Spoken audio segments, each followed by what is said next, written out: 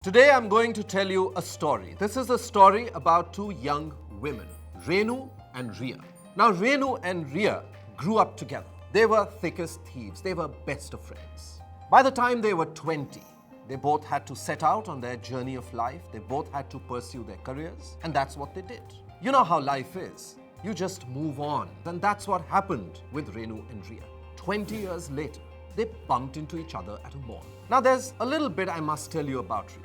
Riya loved to spend, like most young people do. Renu, on the other hand, was far more conservative. She simply tried to save 10,000 rupees every month, and she put them in a couple of equity funds. Now when they met at the mall, one of the things that Riya brought up was how she had no savings, how she was completely dependent on her husband for every rupee that she now had to spend.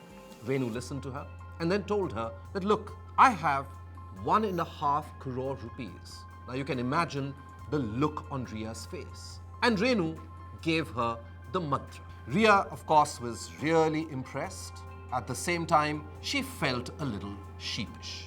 That what had she been doing with all her money? And she told Renu that I'm going to start now, and Renu told her it's never too late. Again, life moved on, and they were both 60 by now, and they both ended up meeting each other.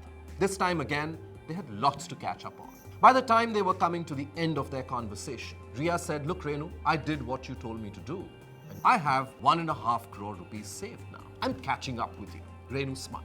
And she told Riya, by the way, my savings are now worth 25 crore rupees. All that has happened in this story is that Renu benefited from the power of compounding, which basically means you've got to start early and allow your money as much time as possible. Our equity markets have given returns of 20% in the last 30 years. So I'm taking 15% as a conservative number. Compounded annual growth rate. So if you put 10,000 rupees a month, well, the number that you will get at the end of 10 years would be 28 lakh rupees. Now let's take the 10 years to 20 years. That number now is 1.4 crore rupees. Now let's give another 10 years to your 10,000 per month. It's swelled to close to 6 crore rupees. Let's add another 10 years to it, and your money's been invested for 40 years. It would be close to 25 crore rupees. That, my friends, is the power of compounding.